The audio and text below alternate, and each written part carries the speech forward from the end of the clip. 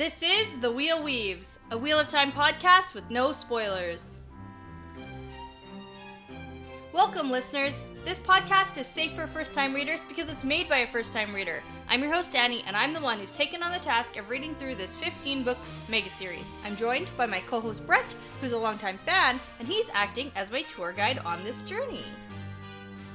Before we get into our episode today, we want to welcome Jesus Ferengue and Marie-Eve Gauthier to the Wheel Weaves Patreon team. We're super excited to have your support, and we thank you for your generous contributions, which help make our podcast even better.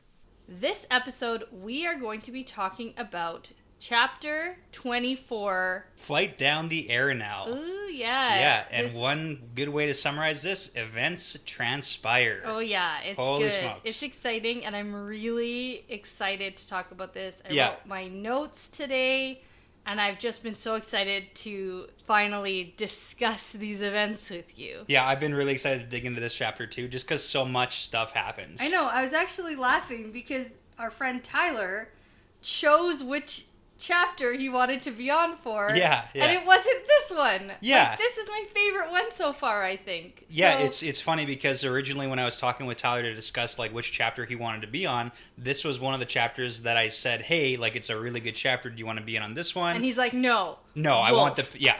He's 100%, I want the parent chapter. So, All right. But I mean, we talked about that last episode as to why, so that's okay. That's all right. Because then we just get to get into this one ourselves, which For sure. is fun. Yeah. And I'd like to start off with a cheers because you have an alcoholic beverage. Yeah. And it's been a couple episodes since you've been able to have one. Yeah, off at my pain meds now. Yes. So we can have a discussion about whether or not Harry Potter drinking games comes back into effect today. We'll see. Okay. Yeah. So to kick us off for today, I have a quick fun fact, and this one's rather short, but it's a pretty fun one, especially for people who've gone a little bit further into the series, because the joke will get funnier as you progress. Okay, so I'm not going to find this funny. You might, but it's still a good one. So this one's actually from an interview. The question was posed to Robert Jordan that he noticed, or the interviewer noticed, that Robert Jordan has a love for hats. Okay. And he asked him, like, is there a special reason you like hats? Is it like a rabbit's foot or a talisman or like good luck sort of thing? Or why do you like wearing hats so much? And it's funny because later on in the series, you'll see that some I've characters... heard about Matt's hat. Yeah, some people like hats as well in the series. So Yeah. we're not going to talk anymore about that. But RJ in real life loves hats. And the answer for him was this. No, the reason is simple. So it's not a good luck charm. Once I put on a hat, and my wife noticed that the hat worked well for me, and I've worn them ever since. And I like that. Yeah, the end. I love it. Yeah. I'm a hat guy. Yeah, it's a good lesson. So if your wife likes something, you just keep doing it. Yeah, that's a good one. I guess. Oh, that's funny. That's cute. So let's get into chapter 24. Yes, there's a lot to discuss, and I'm really excited. So it's called Flight Down the Arinelle. Yep. Right? That's how you pronounce it? Yeah, and last time you predicted that this was like Rand and Matt and Tom because they're the only ones going down the river. Technically, yes. I didn't know if maybe Moraine and Lan and Nynaeve would have like hopped on a raft or like right behind them. or something, but that seemed to be a stretch. So I said, yeah, back on the boat probably. And then I sort of said maybe it's from Matt or Tom's perspective. Yeah, like another switch up. Yeah, and then just no. Nope. So there is a picture of a harp, which made me think maybe it's a Tom chapter. Yeah, that would make sense. Maybe that was like a hint or something, but no, it's not. Yeah, because we got the harp the last time was when Tom was the Gleeman featured in the chapter. But Right, but it's still not from his point of view. But that's okay. So last chapter, we left off Egwene and Perrin sharing a meal with a crazy wolf man who is now going to help them so they don't have to deal with any terrible Aes Sedai. We also found out that Perrin has the ability to communicate with wolves, so that's fun. And then this chapter gets back to Tom, Matt, and Rand on a boat heading down the Arinelle on a boat captained by Bail Domon. Yep. On the way to Whitebridge. Yeah, and the name of the boat is... The Spray. The Spray. Yeah. So we start off here, and I'm very confused. It always takes a couple paragraphs to realize, like, hey, this is a dream sequence. Yes. And then you gotta start back over again. Exactly. Because the first line says something about water dripping, but the issue is they're on a boat. Yeah. So it didn't register to me that they wouldn't hear water somewhere. Yeah, no, that makes sense. So I definitely had to reread the paragraph, and then always assume that when you're confused, it's a dream sequence. That's a pretty good rule. When you're reading and you're like 3 paragraphs in and you're still confused, boom, dream sequence. Yeah. So this scene is set very confusing on purpose. Yeah. I think because I think everybody in this dream is also very confused. Everyone does, like, especially once we get a couple pages into the dream sequence, everyone is a little bit confused. Yeah. But Rand is, like, confused. Really confused. Yeah. Yeah, and he's unsure in this dream. Yeah. So similar to the last one, where he's just sort of all over the place, kind of trying to escape, can't really figure out how. There's a lot of stone bridges leading to stone spires, and there's not enough light to, like, see clearly. And Rand immediately knows that this is a dream, and he knows this particular illusion because he notes that he has followed it too many times not to know. Yeah, and it's almost like he's been in this dream either long enough, like, in this particular dream that he knows it's a dream. Yes. But it's like a weird backwards thing where he also can't think about things because that's one of the rules of the dream. Yeah, it's so weird. So I wonder if he's having, like, a sense of doing the same thing over and over, like just in this one dream, or if he's had this dream, like, a bunch of separate times. Like multiple couple nights in a row. Yeah. So it's one or the other, I think. Yeah, at this point it's really hard to say. Yeah. But I think it's hard to say no matter what. Actually, like, even reading to the end of it, I'm still not 100% on how many times he's had this dream before. He kind of alludes that it's been a recurring dream, but I'll point that out, but it's also not specific enough. Yeah, exactly. So, and it could have been, like, different dreams. Like, he uses dreams plural. Yeah. But... So who knows if this is the same dream that he's had repeatedly. Yeah, that's what I'm saying. Yeah. So. But Rand notes that he sees movement, and when he sees it again, he can clearly tell it's a man striding up a distant bridge. And this man is moving his head around and searching.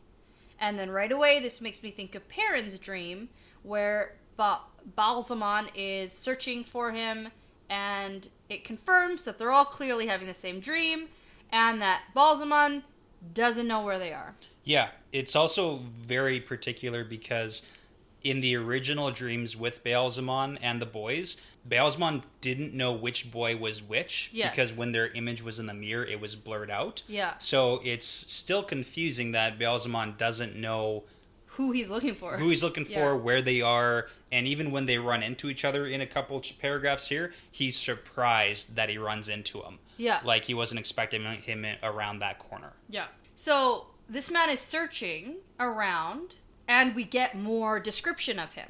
Like, his cloak is blood red, and his eyes are blazing like furnaces, so this is for sure our pal Balsamon. Yeah, because we saw that description of him before, too. And I'm going to take that back. He is not our pal right now.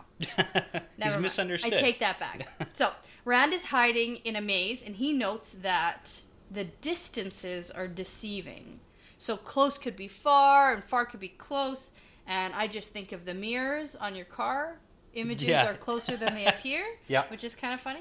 But Rand also knows that thinking is dangerous here. Yeah, we get that as a repeating theme, too. Yeah, and I'm thinking that maybe, but I just can't say this name. Balsamon. Or Baalzamon. Okay, whatever. Whichever you want. I have to say it so many times here because I keep on going forth between he and he, but like you won't know who I'm talking about if it's Rand or if it's Baalzamon. I'm just gonna call him like Balls or something. Just Balls? Just Balls, but with a Z at the end. Anyways, he's obviously in his head here, and I'm thinking that like maybe if Rand thinks about where he is, it might like lead him to Rand. Or something, like maybe thinking is dangerous because it might give away his position. His location, yeah. Yeah, that's what I interpreted anyway. But in this dream, as Rand is watching the man in the distance search for him, he wonders about Matt. And he wants to know if Matt is somewhere in the maze too. Yeah, like same maze or different maze. Or are there 2 mazes and 2 Beelzemons? Yep. And I'm thinking, like, why doesn't he think about Perrin? Rude. I'm guessing it's because he's physically with Matt. Maybe, but he also knew that Perrin had the dream also. Yeah, he might be, never know. He might be thinking Perrin's dead. Yeah, but... I'm just giving you options I know, here. I don't like any of those answers. I'm just thinking, like, rude. Like, you should think of all your friends in your crazy demon dream. No? Maybe. I mean, proximity-wise, he's closest to Matt, so maybe there is something like that, too. Maybe, and it's also a dream, and you can't really control the things you think when you're in a dream. That's true. But for the most part. Anyways, I think this is a good point, because I'm also wondering if these boys are having the same dream, too. Did you have any theories or guesses as to if it's one dream, or, like, if Matt's in the same dream with Rand? Yeah, so I sort of thought about this last time when all the boys clearly had the same dream. Yeah.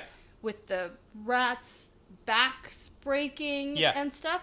But they also told it slightly differently. So there's differences in the... It was unclear if they could just remember it differently or if they had different dreams that were all very similar.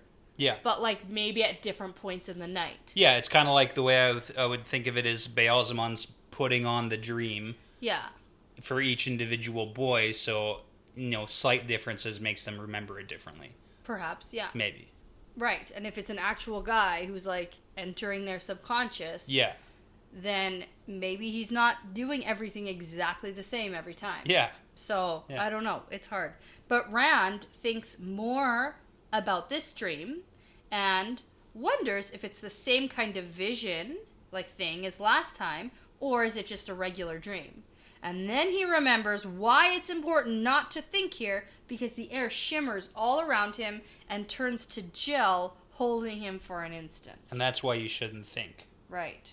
But Rand then finds himself in a maze of thorns, and it's all very ominous and confusing, and he sees 3 openings and knows that Beelzemon could be coming out at him any moment. And he vaguely remembers 2 or 3 other encounters in which he was able to escape. So that makes me think either it's been reoccurring and he can sort of remember that he's had these dreams in the past. Yeah. While being present in this dream. Well, that's the question too, like 2 or 3 encounters on previous nights or 2 or 3 encounters on this time. And also, like, from dreams, how many are you actually remembering? Right. And everything seems really foggy.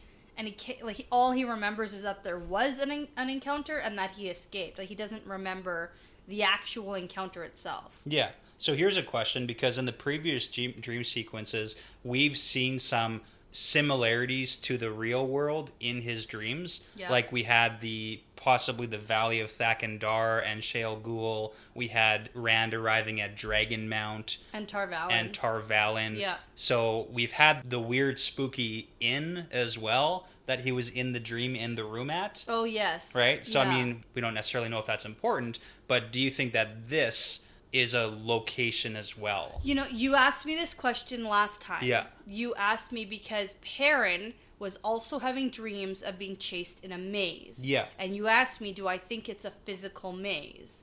And I think I said no. I doubt that it's a physical maze because I think that it's almost a metaphor for the fact that Beelzemon doesn't know where they are. Okay. And so he's searching for them, and I think this maze is, like, representative of the fact that he's trying to find them. Okay, cool. That's what I think. Dreaming in metaphors. Yeah. That's really deep. Okay. Well, that's just, like, what I think, because they're clearly not in any maze, unless it's, like, a place that, like, actually does exist.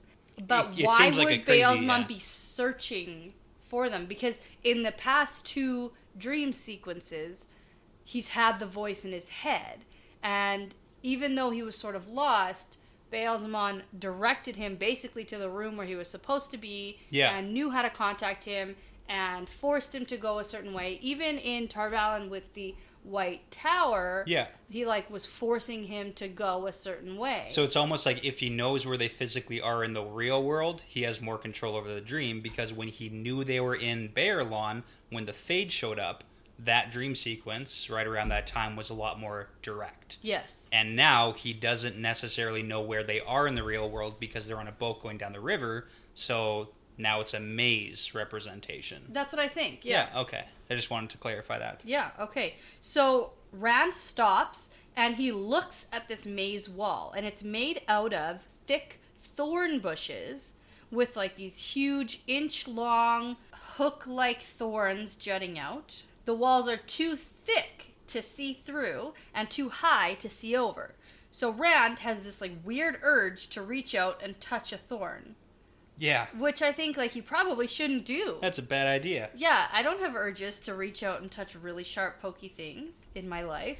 But anyways, I'm right, and he shouldn't have done that, because the instant that he touches it, it pierces him and he starts to bleed. And he thinks about how it feels like a hot needle, burning and making his whole hand throb. So it's like an evil poison thorn? Question mark? Maybe. The only issue is that if this is like the dream in Bayerlon where things become real, like when Baalzamon kills a rat, is this going to transfer over? Yeah. So he looks down at this point because he has kicked over a pale, smooth stone, and turns out it's a human skull. Yeah, great. So creepy. And turns out the whole path is made up of these skull stones, and it's impossible not to stand on one. And we got that screaming faces in the fireplace in that last dream sequence too. Yeah, that's true. It's like human faces. Yeah, okay. Interesting. I'm starting to think this Baalzamon guy's not a nice guy. Yeah, I don't think he's our pal. Yeah, getting that impression here. So Rand has to keep reminding himself not to think because it's dangerous to think here. And Rand takes off, trying to escape this maze, and on one turn, he comes face to face with Baalzamon. And this is where Baalzamon is actually surprised to see him. Yeah, like he wasn't, like he was searching for him, but still it was unexpected for him to pop around the corner. Yes. So he says, "How long do you think you can evade me, boy? How long do you think you can evade your fate? You are mine." And Rand says, "Light, help me." But Baalzamon says, "The light will not help you, and the eye of the world will not serve you." Yeah, so this is a drawback, so let's just go back. Ooh, yeah. I said, I bet this is important. Oh, That's it definitely what I wrote. is. That's all I know, but I bet it is. Whenever you get the title of the book in a sentence, it's always important. It's like when you get the title of the chapter, it's like, ooh, that was fun. That is no, this is like big book deal. title. And this is the second time we've heard this, because back in chapter 14, at the Stag and the Lion, in the dream sequence, Baalzamon tells Rand, "Are you expecting glory, power? Did they tell you the eye of the world would serve you?"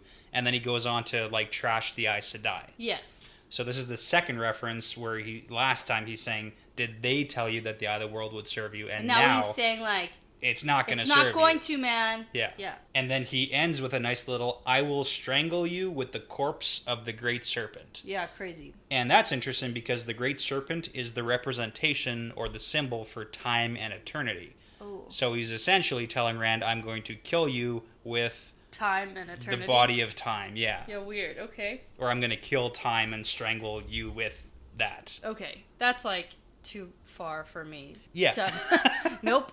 Don't get that one. But that's okay. Yeah. No, that's fine. Okay. I don't think that's supposed to make sense, but it kind of shows into this character a little because I was more. actually like thinking of this guy making like a physical like noose with like a dead snake. Yeah, I think it's more of a representation Yeah. versus an actual It sounds giant that serpent. way. Yeah. But I'm gonna make a impromptu prediction. Okay. I think whatever this eye of the world is, Yeah. I bet that it will serve Rand. Oh, I don't okay. even know what that okay. means. But if this guy's saying it will not serve you, Then it probably will. then it will. That's not a terrible prediction, and it's pretty good logic, I think. Thank you. Yeah. Yeah. So, do you want to go ahead and guess what Nope. the eye of the world is? Nope, no clue. No idea? No But idea. it's going to serve Rand? Yeah. Okay. I'm going to put that down, because that's an important prediction I think you just made. Okay, well that sounds good. But at this, Baalzamon reaches his hand out to get Rand, and Rand remembers how to escape. Yeah, and that's interesting. He shouts, "A dream! This is a dream!" And the air shimmers, sort of like it did before. And Rand sort of turns on the spot and finds himself staring at his own image reflected back at him in like 10,000 mirrors. Yeah, and before we get into the spooky haunted mirror room, I just wanted to point out, so when Rand does this manifestation of remembering it's a dream, that's when Baalzamon again looks like he's surprised and angry. Yes. And the only reason that's interesting is because it's almost like Baalzamon's expecting to exert some level of control over Rand in this dream. Yeah. And when Rand is able to counter that, it's shocking to him. Yes. Like, you shouldn't be able to do this or remember that it's a dream, but he's able to. Does. But he does. Which would make sense why Baalzamon's really mad at this. Yeah. Yeah. Well, he seems pissed off that he hasn't been able to sort of like get what he wants out of these dreams or visions or whatever. Yeah.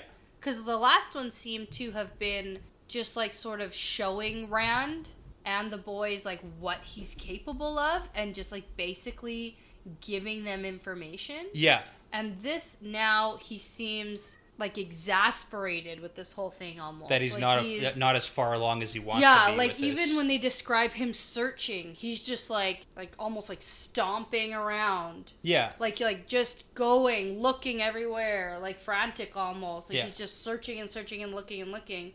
Like his head swiveling back and forth, and he seems almost at a loss, you know, and then seems surprised when Rand like is the one who basically runs into him. Yeah. So it's like he's not getting as much out of this as he's expecting or hoping or should have. Right. Okay, so back in the worst fun house ever. Yeah, definitely. Like some carnival. You know what? I don't even like those mirror houses like normally. Yeah. So this seems way worse. This is like the worst carnival ever. Yeah.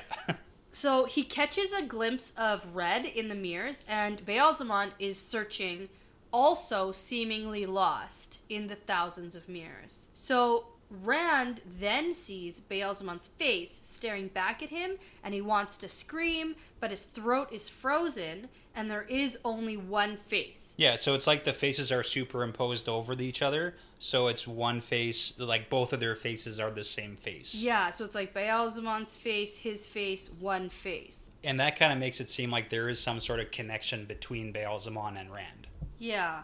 Like, there's something. And in the first dream sequence, he says something about, like, a face that he remembers, but it, like, hurts to remember it. Yeah. Or something. Yeah. So, I think that that's probably similar. Yeah, I feel like we're peeling back the layers here. So yeah. At some point, we'll figure this out more. Maybe. Yeah. Maybe. Probably not this book. Anyway, so this wakes Rand up. And he takes a breath, and he thinks it's over, at least for another night. So I guess he has been having these dreams? Yeah, that's what I was saying, is that it kind of alludes to the fact that repeatedly, night after night, he's having similar dreams. Yeah. So. But this time he puts his finger to his mouth without thinking, and I knew that this would happen. His finger is bleeding from where he pricked the thorn. Exactly. So this is something else that happens in a dream that's coming out in the present. Yeah.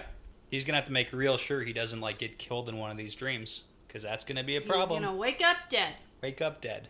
I don't know if he could die. No? Well, if you can cut your finger, then why couldn't you have more severe injuries? Do you think there's a limit to the amount of injuries you can sustain? Maybe. I think this is getting a little too philosophical. Okay. A little too Inception-y for me. Too Matrix-y? Yeah. Okay. Yeah. Let's skip forward here, because something tricky happens in the book where there's a blank line between paragraphs. Yep. And I thought this meant perspective change. Sometimes it does. That's what you told me. Okay, well, the line does mean perspective switch, but it doesn't mean that every line is a perspective switch. Yeah, well, it's one of those squares or rectangle square situations. So the next couple of paragraphs go on to explain how Captain Domin likes to run his ship, and I thought this was going to be from Captain Domin's perspective. Yeah, that would be fun, but that's not what it is. It sounds like for a while, but nope, still Rand, and I'm just an idiot. Thanks for that one, Brett. So, turns out the spray is heading down the Arinelle, quite slowly actually, because the wind is against them, and Captain Domin is working his crew very hard, and he refuses to go ashore at all in fear of Trollocs, presumably. Yeah, and that's a pretty good assumption. Yeah, but anytime the crew starts to mutter and complain, Domin takes out a scythe sword and a hooked axe that were left behind by the Trollocs in the attack. Yeah. And that quiets everyone out real fast. That's pretty good motivation. Hey, remember what just happened 2 days ago. Yeah. It's kind of like when the boys started feeling safe a couple days after Winter Night or whatever it was. And nope, there's still a danger. Just because you haven't seen it for literally a day or two doesn't mean it's gone. Yeah, and so that's why we're not going back to the shore, because it's safe where we are. Yeah, and Bail Domin did say that Trollocs were pursuing them before we even met the whole Rand and Tom thing. Right. Or that was his perception anyway. Yeah, it was that Trollocs were chasing them. So, but I can't imagine that he would be making that up in his mind. Well, not making up it in his mind, but the fact that there were Trollocs around, he might have perceived it or maybe he just saw them on the shoreline and assumed they were chasing him. Yeah, okay. Or maybe he got caught up in Trollocs that weren't meant for him, but he's assuming that they were, because why else would... And you have to assume that Domin has a bit of an ego, so maybe he thinks that he's important enough to have I mean, Trollocs I'm just playing devil's advocate at this point, but I'm not 100% that Trollocs are actually following him. Okay. So anyway, they don't really say how long it's been. Actually, they definitely say it's been a couple days, but maybe a week. We don't get an amount of days just yet. So Rand notes here that Tom is steering clear of the crew and their mutterings, but Rand doesn't really get why, and the crew completely seems to blame Gelb. I made sure to write Gelb in my notes this time. Not Gleb. Not Gleb. Yeah. Gleb makes him sound stupider, even, I think.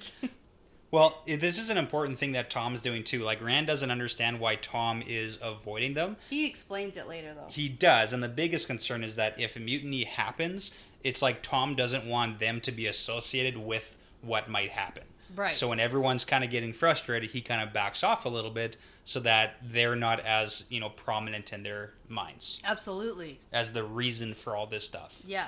Okay, so the crew is blaming Gelb here for this attack, and not the three who had actually brought the Trollocs on board. He seems to have a history of issues, though. That's what I say here. So yeah, this isn't the first transgression. No, it doesn't seem that way. But it says he should have been on watch, and he was sleeping, and he let all of this happen sort of without a warning. Yeah. And he's just given the worst tasks on the boats, and he's basically being forced to work alone, and no one wants to talk to him. And I say here, I bet it's not the first incident they've been upset with him for. Typically, when someone that people makes a mistake, they're pretty easily forgiven. Yeah, or if they did make a big mistake like this, then sure, a couple of days of giving him a hard time, but at some point, if you are generally well liked and you make a mistake, fall asleep on your watch, then typically, as long as no one died, people don't hold grudges like this. But I bet Gelb isn't liked at all, and I bet this isn't the first time he's fucked up. Yeah, and one of the people says to him, "You'd call your own mother a dark friend if it cut you some slack." So, he has a history for sure. Spin-off series, The Adventures of Gelb. Oh man, what happens after? Yeah, or what happened before? Maybe a prequel. It's probably a whole bunch of bad luck because Gelb apparently did tie the boom down, you think? Yeah. Because he was saying he did tie it down. That did happen, yeah. And he's getting blamed, but he was asleep on duty. Yeah, but Gelb clearly blames Rand, Matt, and Tom, and he murderous glares at them whenever he looks at them. So here's a question for you. Do you think they actually have anything to fear from Gelb? Well... Or is he just a spiteful little dude? I did say I would probably be careful of this guy. I wrote that in my notes, and then the next sentence, Tom says, we don't have to worry about him. So I know that Tom's saying we don't have anything to fear from him. If anything, we need to be worried about a mutiny. And the then, crew, yeah, because if there is a mutiny, then they're not going to leave any survivors or witnesses to the mutiny. Yeah. But other than that, Tom's primary concern is the crew right now. Yeah, if there's an opportunity to, stab someone. Yeah, but do you think that Gelb is going to be out for vengeance? That's what I mean, yeah. Maybe. I don't know. The only reason I would say not so much And the only thing we have as an argument for that is he's the kind of guy who tried to offer up the ship that wasn't his to give to like save his own neck. Yeah. So he doesn't seem like a brave individual who's going to try to, harass 3 guys. Yeah, that's fair. But you never know. Yeah, but Rand actually has the same thought as me and thinks like, we got to be careful of this guy. And I never think that that's a bad thing to think. Yeah. Rand, you should always be thinking, be careful of people. It's kind of like err on the side of caution. So when Rand tells Matt and Tom that he sort of wants to be careful of Gelb, Matt just says that they can't trust any of them and goes off to be alone. And Rand notes that he spent too much time alone, like brooding, since the night at Shadar Logoth. Yeah. And I think this is like really weird behavior for Matt. And I don't really know why. He's typically a pretty upbeat or like kind of guy. What this means. It's just kind of weird. Okay. Well, he just lost right all now. of his friends and family and like Yeah. everyone from Emmons Field. So right now it's hard to say why. Right. So Tom, on the other hand, is being very watchful of all the crew because he's worried about said mutiny. So Daman thinks that Trollocs are after him personally, and the crew is starting to think that the danger has passed, and Tom is mostly thinking about his own safety like normal. Yeah. So, yeah, you mentioned that if there is a mutiny, they're not going to keep passengers around to tell about it. Yeah. And then he says something about the Queen's writ. Yeah, so And- mutiny is super illegal, and Yeah. if a crew ever mutinied against their own captain, if they ever got to a docking port or a city where it was found out that they mutinied against the captain, the whole crew would just be put to death, basically. Yeah. And that's like in real life, too. Like, mutinies, super not allowed. Yes. So But- that's why they wouldn't leave any witnesses. I know, I'm just more concerned, or not concerned, I'm more interested in this whole Queen's writ. Oh, like, okay. Are there queens? Yeah, well, presumably, right? We know there's nations and capitals. Yeah. And we know that Camelin is the capital of Andor, so Yeah. it's presumably ruled by a queen or king. Yeah. But there's a Queen's writ. So probably a which queen. definitely protects, like, captains and prevents, like, pirating. Yeah. Is pirating a word? Piracy? Piracy. Yeah, that's the one. Yeah. Yeah. Pirating. I like that better. Yeah, you can use that. That's fine. Thanks.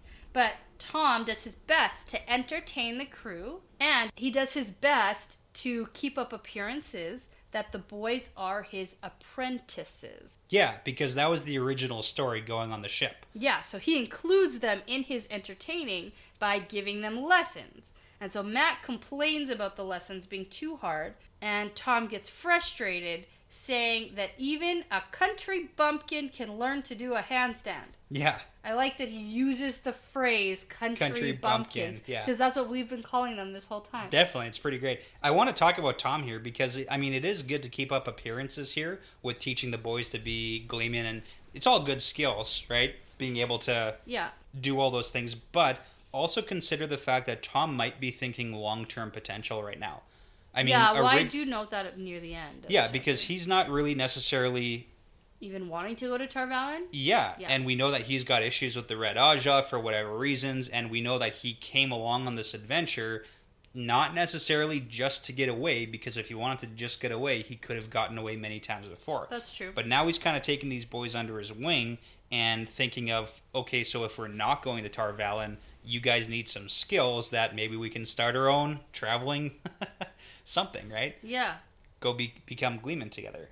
Perhaps. But I think it's weird that Matt is, like, bored of it. And he thinks it's too hard and he doesn't think it's fun. He's being a cranky guy. Because of out of all of the boys, you think that Matt would enjoy, like, learning to juggle and doing handstands and Yeah. flips and stuff. You'd certainly think so. So he's not, which is just another thing to note about Matt this chapter. Yeah, so we're going to come back to that afterwards. Yeah. So some crew have even joined in their lessons and have fun with it, while Gelb just stares darkly from a distance, hating them all. Yeah. So maybe we don't have to worry so much about Gelb hurting these boys, Yeah. because it turns out he just hates all of them. He kind of seems pretty miserable, and that's why I was saying he doesn't seem like the brave enough kind of guy to go and actually cause trouble. No, it's a funny picture though. Oh, yeah. This guy just like standing there with his arms folded Yeah. while everyone's like laughing and having fun. But Rand is spending a lot of time staring off to the shore, hoping maybe for a glimpse of Egwene or any of the others, because he figures that this boat is moving so slowly that they would have had time to be able to catch up. So he also notices some huge carved statues along the shore. You know, one of the days that he's staring off. Yeah, these next couple pages are fun because this It's is kind of like a cool tidbit. yeah, a lot of world building here. So we kind of get the broader spectrum of what the landscape looks like too. Yeah, so Rand also sees like a strange tower made of metal, and he actually asks Damen about it. Yeah. And so this piques Matt's interest, actually, who stops brooding for a minute to check it out, and his response is kind of weird. And he says, I bet there's treasure inside. A thing like that must be built to guard treasure. Yeah, he's going back to that whole mindset in Shadow I'm Logoth. like, what's his fascination with treasure? He just really wants treasure. It's kind of funny because these big statues and stuff makes me think of Lord of the Rings. Oh, yeah? Yeah, just when they were going down the river, the giant statues from days past, and they don't know, who the kings were or when they're from or anything like that. So Yeah, that part's I can just cool. imagine giant bluffs of this, so. Yeah. But anyways, I think here that Matt should have had his fill of treasure and learned his lesson. Like, something is for sure off with him. Yeah. And I'm still thinking it has something to do with this dagger and more death. I just don't know what. Okay, so when they were leaving Shadow Logoth, you seemed a little bit unsure if Matt had the dagger because they, hesitated at the gate. Okay, no. Here's the thing. Okay. About that. I've always thought he had the dagger. Okay. It was always very obvious to me that he took something. He had picked up a dagger. Yeah. He clearly took something and was excited that he got it. And he said, at least I got the... Yeah, or whatever blank. It was. Okay. His vision from Min Yep. with the ruby hilt dagger. I've always been very sure he has the dagger. Okay. When he was leaving Shadar Logoth, I thought there was going to be some sort of issue Okay. with leaving the walls. Or some sort of event. Yeah, because visible. he took something. Yeah. And I'm still, even though nothing happened, Yeah. I still thought he had the dagger. Okay. I was just thinking there was going to be more of an incident at that moment. But I guess I was thinking, when nothing happened, that maybe they just didn't break Moraine's rules. Yeah.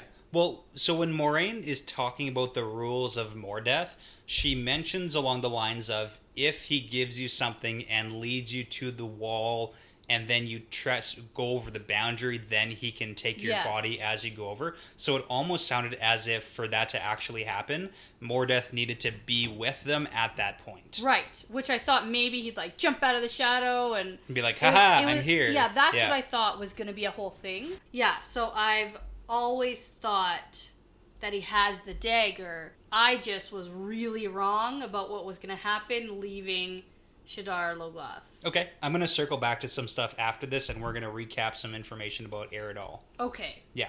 Not quite yet, though. That's fine. Okay, so anyways, back to Matt acting weird. And I definitely do think it still has to do with something that happened, because Rand specifically mentioned Matt's been weird and keeping to himself ever since the night they left Shadar Logoth. Yeah, he does specifically have that thought. They could have said anything. Since the night the Trollocs led them to the boat. Since they all got separated. Since the attack of Mashadar. Yeah. He could have said anything, but saying specifically that something happened in Shadar Logoth. But it's notable from that point. Yes, I think so, for sure. So Damen says, yeah, maybe there's treasure, but we just use it sort of as a place marker, and he knows that they're about 10 days from Whitebridge. Yeah. So he mentions a place called Tremalking. Yeah, Tremalking, and I have a glossary definition for you, so this will make a little bit more sense. Okay. So it's time for glossary definitions with Brett.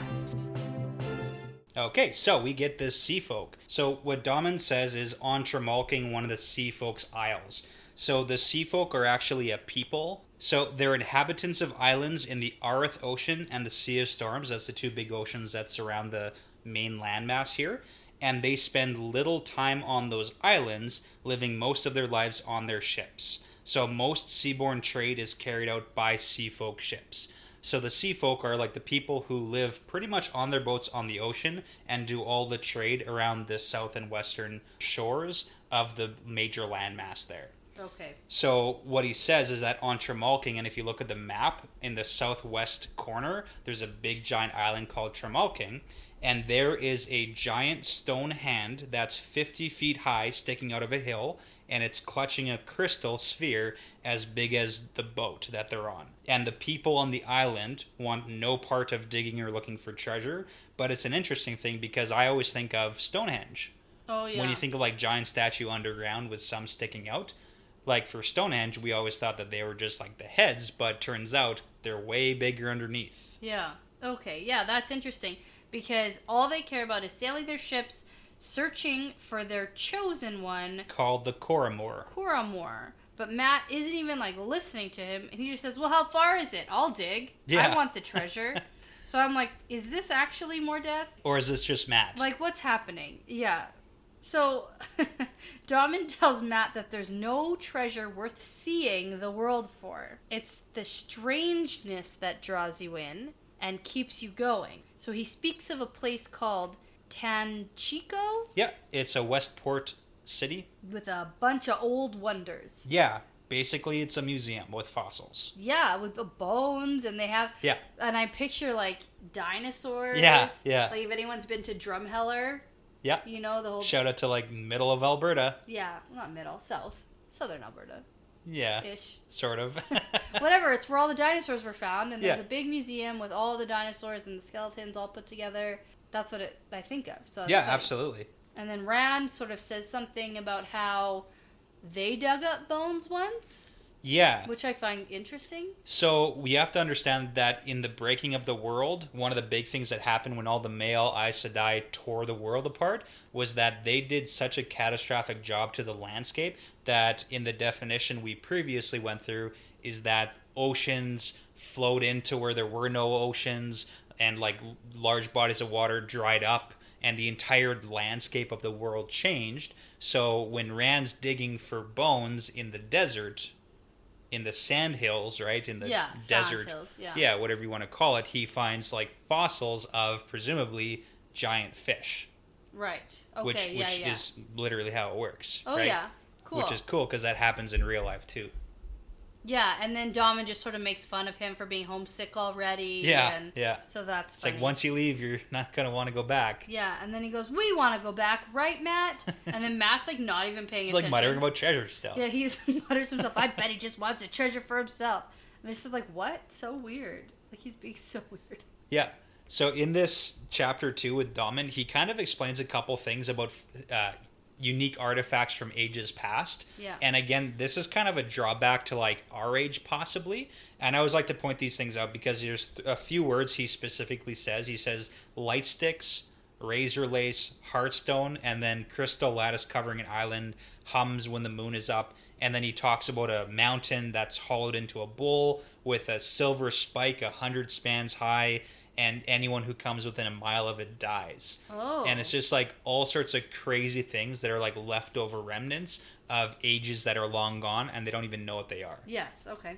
Yeah, that is actually really interesting. It's Yeah. kind of like the pyramids. Yeah. For us, like things that are sort of left behind, and we really have no living memory. Yeah, we're still trying to figure out what they were for. Yeah, and Right. I mean, like, there's been lots of excellent scientific research that has gone into figuring out Yeah. sort of what those were, but But they're still discovering Oh, yeah. new stuff all the time. absolutely. So Yeah. even that sort of thing is Yeah. interesting to us in our world. So Yeah. So trying to imagine what those things are, it's kind of fun. yeah, maybe a bonus episode. Yeah, can get into absolutely. that. For sure. That sounds good. But, so after this, about 4 days into their trip, Ron finds himself up on the top of a mast. And I sort of had to look at a picture of a boat Okay. and like a labeled picture of a boat. Think like a crow's nest. Yeah. So I don't actually know parts of boats. And so What? You didn't take that course Yeah, no. in school? turns out, so he had climbed to the top of it, and a mast is like the top of like the sail, right? Yeah. Also? Okay. So he had climbed it, and he can see out farther than he ever had before, and the mast is like 50 feet up above the water, and so it sways back and forth in like wide arcs, Yeah. and then all of a sudden, so Rand's standing up there, and he's throwing his head back and laughs into the wind. And I think, oh boy, here we go. A little bit crazy. Here we go. Because if you imagine, because the mast is the giant wooden thing that holds the sails. Yeah. So if the center point is still, him being on top 50 feet up, when it's rocking, the whole thing would go in such a wide arc. Yeah. So it's like crazy dangerous what he's doing right now. So that's why I say, here we go. Know. It's like, what's happening? Yeah. And you noted the number of days it's been? I did note the number of days. Yeah.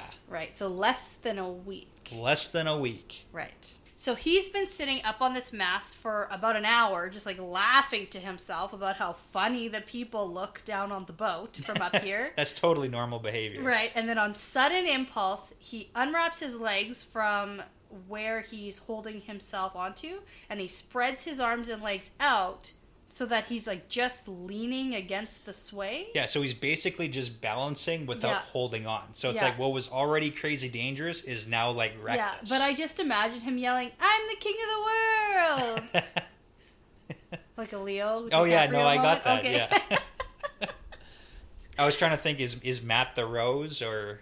You know? No, Matt's just annoying in the corner.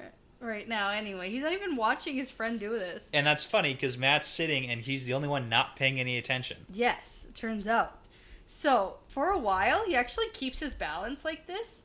But then, of course, he loses it. And instead of just, like, freaking out, he laughs and laughs. And he's hanging there by, like, just his hands. And he finds it all, like, exhilarating. And so definitely confirming that this is one of those reactions to the accidental channeling episode. Yeah, so now we have pretty much two confirmations of him having some sort of channeling reaction, right? Whatever you want to call it. So, and I would say that this time was way more obvious what the channeling episode was. Yes, yeah. This was like huge standout. Yeah, when the boom swings out swung across to like basically save his life. Saves his life, yeah. Because previously it was with Bella. Yeah. And then that's the only thing we could see. Obvious at Not all. obvious at all. Yeah. But that's the only notable thing that we could see. Right.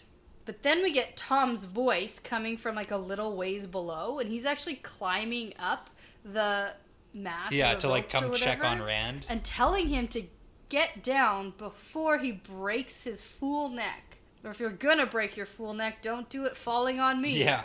Yeah. So apparently Rand just like isn't paying attention to anyone below telling him to get down.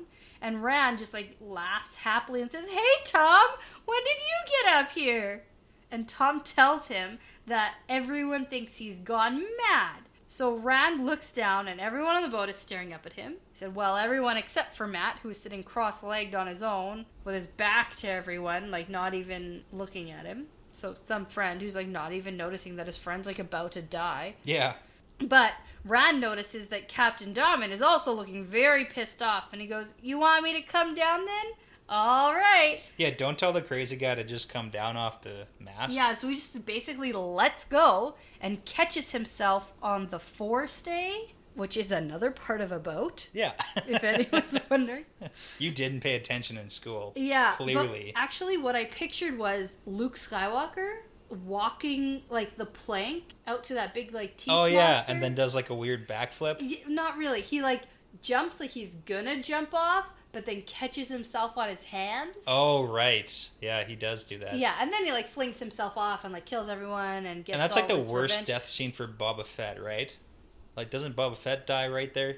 Yeah, I think so. I think that's when like Han like jabs him and he falls into the like pit. Yeah, and his like jetpack like blows up and he like.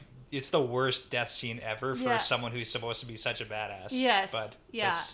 But anyways, so I picture him just sort of like doing this heroic like catch with his hands and yeah. But then Rand just grabs hold of a rope nearby and slides all the way down. Yeah. And I think rope burn much? Yeah, it's very like Pirates of the Caribbean. Yes. Like it is like sliding that. down. And the whole time in Pirates of the Caribbean, the amount of times I think that would give you rope burn. Yeah. Right? Like every time. Every time. But anyway, so he ends by jumping onto the bow and doing like a little ta-da move. Yeah, to play it off like this was all... I don't think he did it to play off anything. I think that's just what his brain told him to do. Yeah, no, I agree. Oh, I agree with that, yeah. But that's what Tom uses to play it off like it's a tumbling trick and not that Rand is totally nuts right now. Yeah, but he was like, spread his arms out like a gymnast and is like, ta-da! And everyone sort of applauds. And Rand actually lands just in front of Matt, and he looks down, and he's surprised to see Matt holding, drum roll please, a curved dagger with a gold hilt and a big giant ruby in Boom. the end of the tilt. Yes, boom, yes. Yeah, huge event here. Oh my god. So, I wish that I was reading this with you in the room with me when I read this. Did you, like, shout a lot? I didn't say anything, but there was a lot of, like, I literally, like fist pumping? Yeah. Like, yeah, like, I'm so right. Like, this is awesome. This was the best freaking feeling. Yeah. It was so good. This is such a good reveal, because now we have to backtrack a little bit and talk a little bit about this. Yeah, I think so. But I also have a theory. Okay. Now that we have confirmation of Matt holding this dagger, Yes. I have a horcrux theory. Okay, let's do this. And that's a Harry Potter reference. Yeah. So what does that mean? That means that we get to partake in a little bubblegum vodka. Sure, I can pour that for us. Yeah, let's do it. Do you want to hear my theory first? No. Oh, okay. You've been eager for this. The return of the drinking game. Fine, I'll get your shot. Okay, time lapse. And we're back. Yeah. Well, I'm back. And I picked shot glasses from our collection I reached in and grabbed from the back. Ooh, okay. So the one I grabbed here is Punta Cana, Dominican Ooh. Republic. Nice. That's Yep. a good one. Yeah. And I have Ibiza. Yeah, I gave that one to you. Thank you. You would like that one. Absolutely. We spent a total of 2 days there, and it was enough. It was awesome. Yeah. Okay, cheers. Cheers. I'm so bad at shots. Like, why is this the game? It's a great game. Why is this something that's happening? Okay, tell me this Harry Potter reference. Okay, so it's a horcrux reference. Okay. So, now I'm going to quiz you. Okay. Do you remember what happened when any of the crew would wear the locket horcrux for too long? Yes. They would turn into just a huge dick. Yeah, they would be grumpy and kind of miserable and try to keep to themselves. Okay. So much to the point. Is that because it was like a piece of Voldemort's soul? Yeah. So you're kind of... It had an evil presence Okay. that physically affected the beholder Yeah. of that thing, of that physical thing, because it had evil within it. So that's the exact same thing that the One Ring does in Lord of the Rings. Yeah, that too. Is it Except we don't get to affects- take a shot for that one. So I thought I would start with the Horcrux one that I know best. So so if it affects the holder, that means that if Tolkien came up with the idea first with the One Ring affecting the holder of it, Okay. and then Wheel of Time, if this is what you're going to say. And I mean, if Tolkien came up with it. Yeah. Because, I mean, probably something, like an inanimate object. Yeah. Carrying that kind of evil. Carrying a physical, evil sort of being, affecting Probably humans. goes way back. Probably goes way back. And Yeah. I bet you could even, like, look into that if you're Yeah. interested. But I don't want to, like, give it all to Tolkien. I was just going to say, let's just draw the map backwards in time. Oh, yeah. Well, So- it's like, and I'm sure in every sort of fantasy something or other, Yeah. there's going to be similarities. Yeah. In terms of evil spirits or whatever. So possessing let's clarify objects. your thoughts then. So Yeah, do you yeah. think that this is the exact same situation where... Now, I'm never going to say exact. Okay. This is a similar situation Okay. that reminded me of the Horcrux. So the dagger is kind of like the Horcrux where it's... Well, it was clearly treasure taken from a place consumed by evil. Correct. Just like pure evil Yeah. lives there. And I think there might be something Okay. in it. Like, there's not much I can go on. Okay. Because it's all speculation at Well- this point. I'm going to give you a couple things to think about. Okay. Moraine, when she was telling the story about Eridol and what happened, she said that Mordeth came in, gained the ear of the king, Yeah. right? XYZ happened, things went bad, and then Eridol basically imploded in on itself because of the suspicion and the fear and the hatred it crumbled in upon itself. Right. So, which sounds a lot like somebody sitting in a corner brooding, yeah. you know, in a really scaled down version. And then the first thing that Matt says when Rand notes that he's brooding, Matt says, "Can we even trust them? Can we trust anybody?" Yeah. And that is a very suspicious thing to say. Yeah. Which is what Arinelle was it all was suspicion, hate, and fear. Yes. Right. And then Matt goes on to say, a little bit later in this chapter, he goes on to say things like he's complaining about everything. So it's just like everything's really negative with what he's doing and the way he's acting right now. Yeah, well, that's when he was like complaining about the lessons. Yeah. Being stupid and too hard. Yeah. Like that's just like, I guess, verging on hatred, but... Yeah. It's the beginnings of it. Yeah. Okay. So I want to say that the way he's acting might have to do with this sort of object that he stole from an evil place. So maybe it's not like Matt is actually Mordeth in a Matt suit. It's more like he has... That's less likely, I think. Okay, so it's more like he has an evil object that's affecting him. Yes. Okay. I would say so. Being around it. Maybe it's like, maybe the dagger's cursed. Okay. Maybe something along those lines. Okay, but no soul has been consumed yet? No, I don't think that. Okay. Yeah.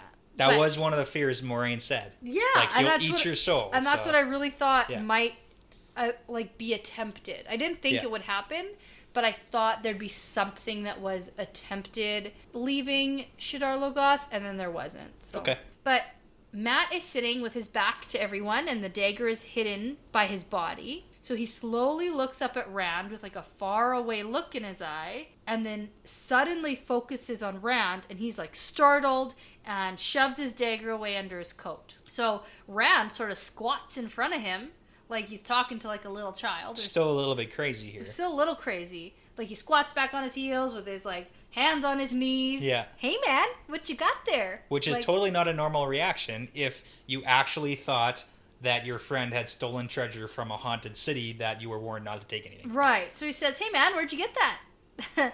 And Matt says, "Nothing. I got nothing from nowhere." Yeah. And Rand says, "You didn't take that from Shadar Logoth, did you?" And Matt looks around to make sure that no one's around and listening.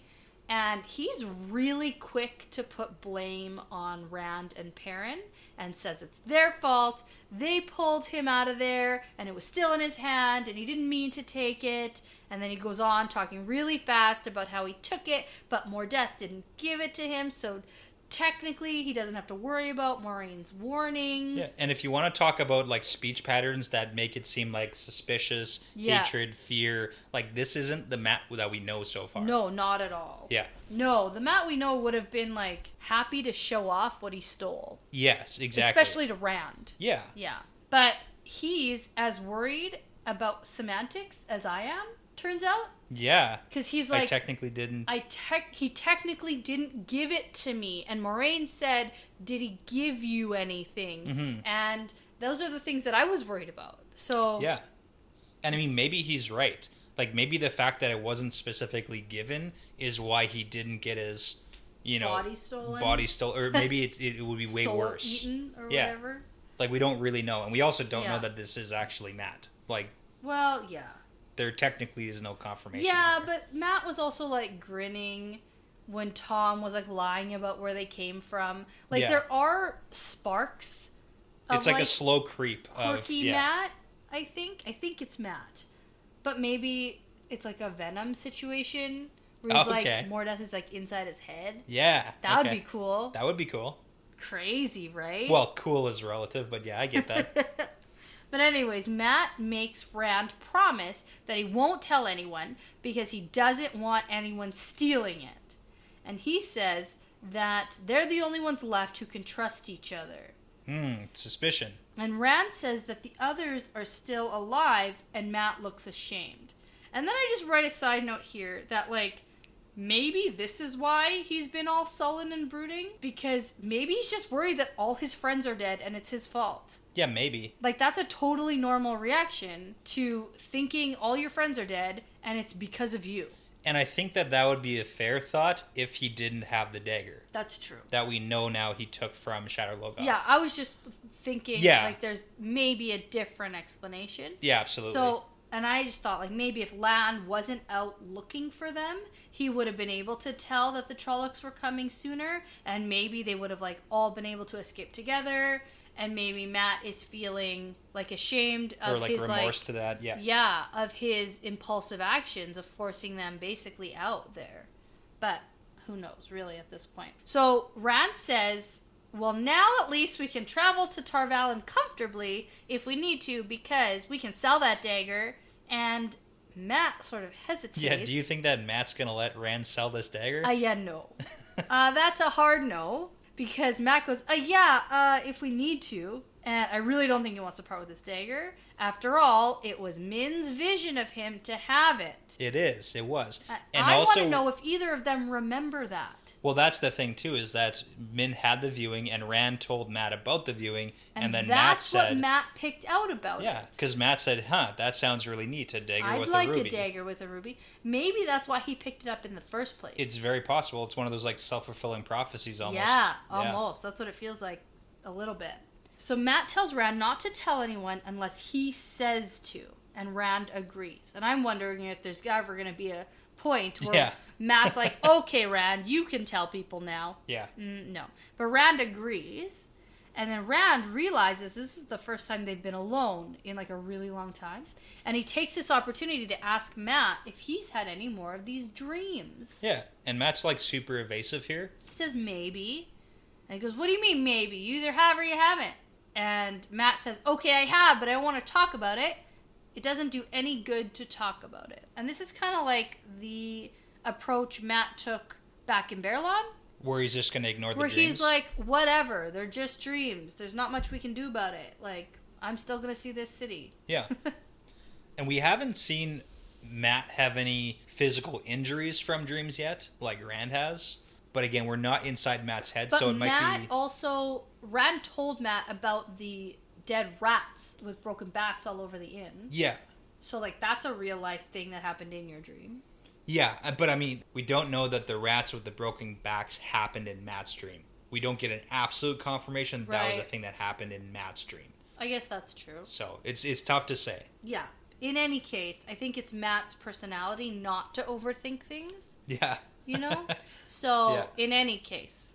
But just then, Tom comes up and interrupts them, and he says he's managed to convince the captain that Rand isn't crazy, and this is all just part of his Glee Man training. And Tom tells Rand that he's lucky he didn't break his neck with his fool stunt. And then Rand sort of looks up at the mast and thinks, holy shit. And he's like a Steve Urkel moment. Yeah. Like, did I do that? And Tom is looking at him thoughtfully and says, I didn't know you were so good at heights. Maybe we could perform together. Yeah. Lots of cities love things like tightrope walkers and the such. And again, this comes back to my point about Tom. Yes. He's thinking bigger picture of, okay, so what happens if we don't meet up with the Aes Sedai in Caemlyn? Are we actually going to go to Tar Valon, or are we going to go our own way? Right. Because at this point, it's kind of like Tom is being the father figure here. Right. Well, Rand says, yeah, but we're going to Tar Valon, remember? And Matt seems very indifferent to where they go at all. But Tom just says, yeah, for today, for the moment, we're going to Tar Valon. But for tomorrow, who knows? Yeah, it's like until things change. That's the way of the Gleeman's life. Yeah. And so he takes out some colored balls and says, for now, you better practice. And the chapter ends with Rand thinking, Light, what's happening to me? I have to get to Tar Valon before I really go mad. And I think that might be a bad place for you now, Rand. Yeah, Tar Valon doesn't sound like the best place for... these boys. The boys, right? So for Perrin, it doesn't sound great because of the whole wolf thing with Elias. Yeah. And for Rand, like, who knows? Because we know that Moiraine and Lan are worried that some Aes Sedai only see one solution. Yeah. And for Matt, like, with this dagger no matter now, what it is. Oh, I know. All of it sounds bad. And I mean, I think the only way Tar Valon might potentially be okay is if they show up with Moiraine. Okay, yeah. If Moiraine brings them in and is like under her protection, and basically. it's like, these are mine, no one touches them until blah, blah, blah, blah, blah, then they might be okay. But in order for that to happen, they have to all get back together. Yeah.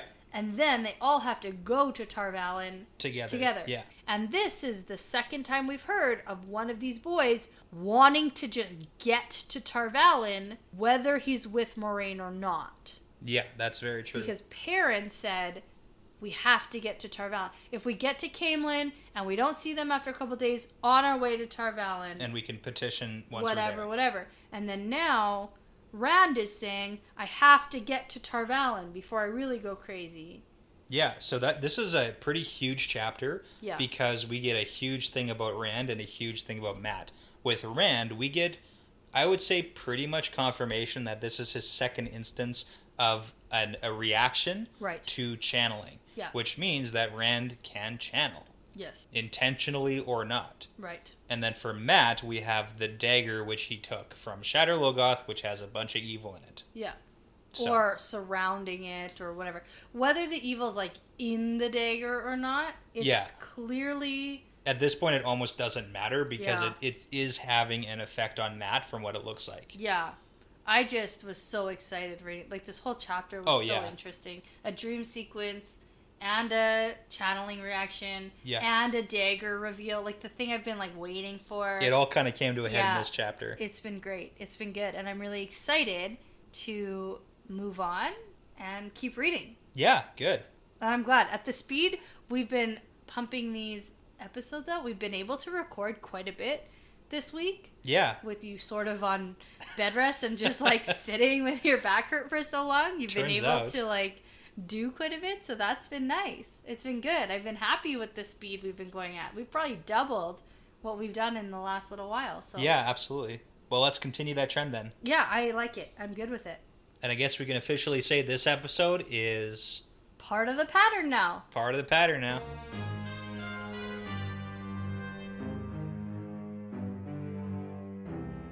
Thanks for listening to this episode of The Wheel Weaves. If you'd like bonus content, including bonus episodes and blooper reels, exclusive insider looks, super cool merchandise, access to our new Discord channel, and of course, to support us making great content, you can head to patreon.com/thewheelweavespodcast. Please feel free to rate, comment, and subscribe. It would really mean a lot to us and does actually make a really big difference. Tell your friends or anyone who might like us or anyone who's thinking of getting into the series who might want to follow along with us. You can find us on social media. There's more information on there and some fun pictures and tidbits.